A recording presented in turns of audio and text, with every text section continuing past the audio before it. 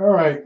I just want to say for 3 years I did assembly work in a sweatshop, and I devised all different methods to get a nut on a bolt that's down inside the machine. Now, normally I would use like a flat stick, like a popsicle stick, but longer, and you put some double sticky tape on there.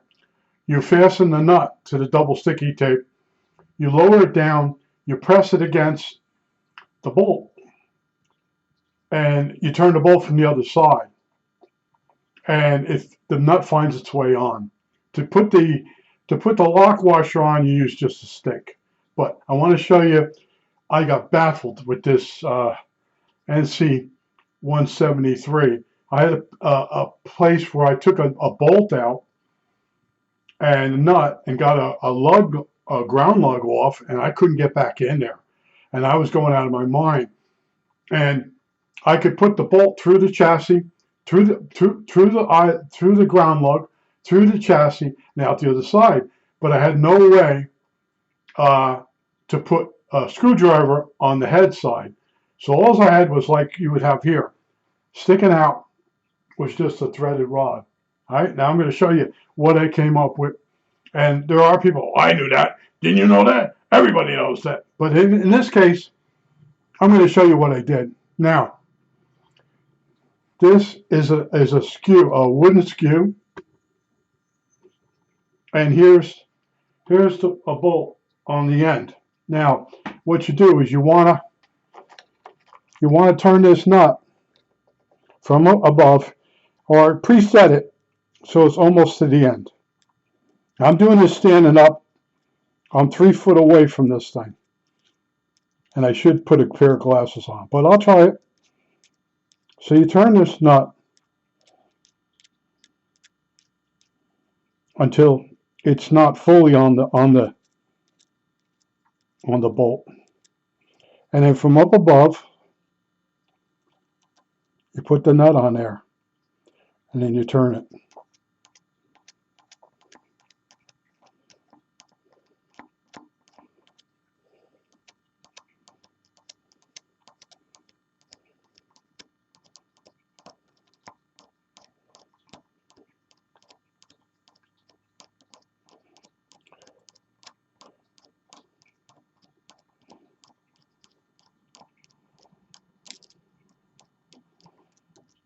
Okay, took a little while because I'm standing up pretty high. But in other words, I was able to put the bolt through the ground lug, through the chassis, out the other side. I was able to lower a lock washer, a star washer, down and get it onto the post. Now it looks a little out of focus.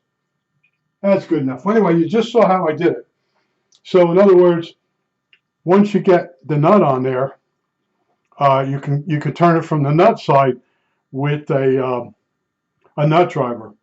And there are some cases, if you have enough room to get in there, you can actually use the nut driver. You put a little piece of sponge in the nut driver first, and then you put your nut in so it's sitting out a little bit, and then you get it in position. But you can't always. A lot of cases in this radio, I was able to get the nut driver in there and get the nut off, but going in reverse, I couldn't do it. I was like swearing so much. And I'm thinking back to all the different things I repaired and all the assembly I did, and there was never a case where, they put 20 pounds of shit in a 5-pound bag. And it's just a simple thing of undoing a ground lug, and I couldn't get it back. I was like, what the hell's going on? And then it came to me, you want to build a little bit of tape so you can get the angle. You might have to, the angle of the dangle, and it'll work. It's amazing. Once somebody shows you, I would say the trick. And that's just what I did. I told you, my videos are about whenever I find something that amazed me, then I'm going to show you. And I know there are people out there that might already know this trick. Then there's people out there that never saw this before. But they'll say they did. Oh, I did it. I knew that. How come you didn't know that? Those type of people.